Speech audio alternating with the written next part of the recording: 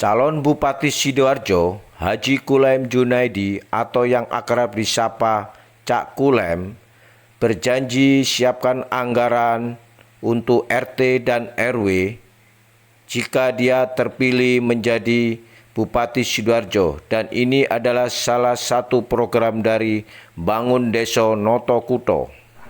Apa anggaran Sidoarjo mampu, Pak? Ya, terima kasih. Dalam rangka program Bangun Desa Noto Kuto, bagaimana kita tahu dalam rangka membangun desa itu memenuhi kebutuhan warga desa jika terjadi kemakmuran dan kesejahteraan masyarakat desa, maka kuncinya harus kita tingkatkan pendapatan desa sehingga tercover semua kebutuhan desa. Yang kedua, setelah desa bisa mandiri dan bisa meningkatkan pendapatannya untuk memenuhi kebutuhannya, maka penataan kota lebih mudah karena desanya sudah merasa mandiri. Nah, penataan kota ini demikian, bagaimana menciptakan suasana kota ini yang asri dan ramai, bukan hanya sekedar ramai namun ruwet. Nah, maka ramai dari sehingga ini mendatangkan investor-investor yang mau menanamkan sahamnya di Kabupaten Sidoarjo. Dengan adanya produk-produk Sidoarjo atau kearifan lokal Sidoarjo, maka diharapkan investor mau mengangkat UMKM untuk bisa berjualan di daerah Kabupaten Sidoarjo. Nah, terkait masalah keinginan kami dalam rangka untuk membangun desa, tidak hanya sekedar memberikan anggaran kepada desa. Nah, pada saat saya menjadi anggota BPD 20 tahun yang lalu, awal BPD dibentuk, itu kami tanda tanya. BPD dibentuk tapi anggaran tidak ada. Untuk apa dibentuknya BPD?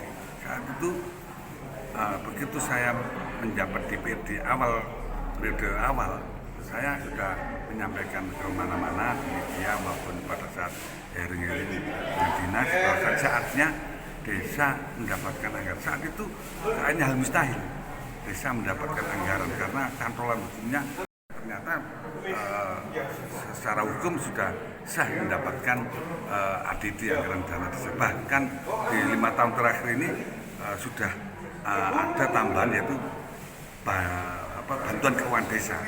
Maka agar anggaran dana desa atau alokasi anggaran dana desa dan PKD ini tidak hanya digunakan untuk pembangunan yang sifatnya harus pakai atau pembangunan yang hanya menghasilkan output, tapi diharapkan menghasilkan outcome.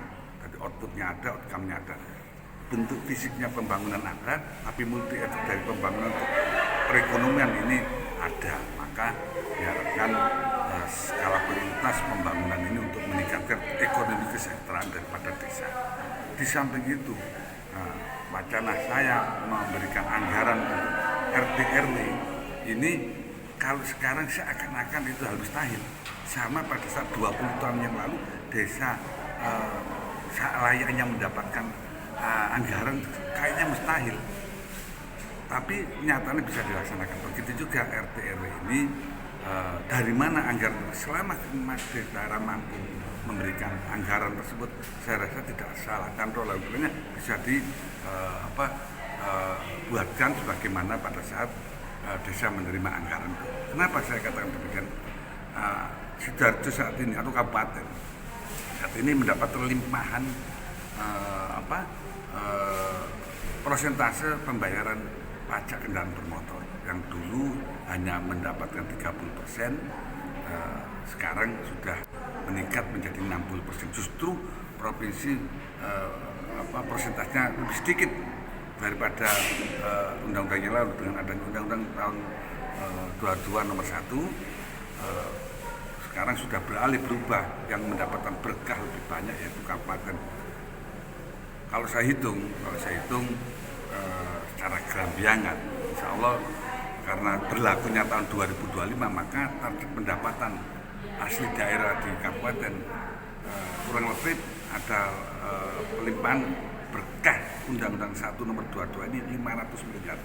Maka selayaknya agar target pendapatan asli daerah ini yang dari pajak kendaraan bermotor ini bisa terlampaui targetnya tepat waktu sehingga pembangunan berjalan, maka diharapkan kabupaten ikut terlibat di dalam menyadarkan warganya, karena sekarang ini desa-desa hampir semua rumah ada kendaraan bermotor, tidak hanya satu tapi lebih dari ada, untuk menyadarkan warganya agar tidak terjadi keterlambatan, agar terjadi kemudahan, mungkin bisa dilakukan membayar melalui BUMDes.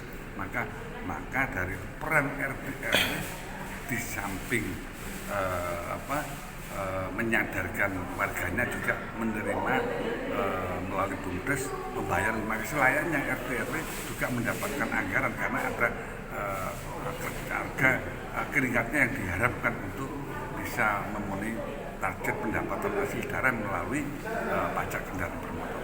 Saat ini saya berkunjung ke Samsat, saya sampaikan itu saatnya kabupaten melalui perangkat daerahnya atau perangkat desanya, RT RW untuk ikut terlibat dalam menyadarkan warganya untuk membayar taat norma pajak, dan sekaligus mudah-mudahan BUMDes ini juga sudah bisa menerima pembayaran kendaraan bermotor.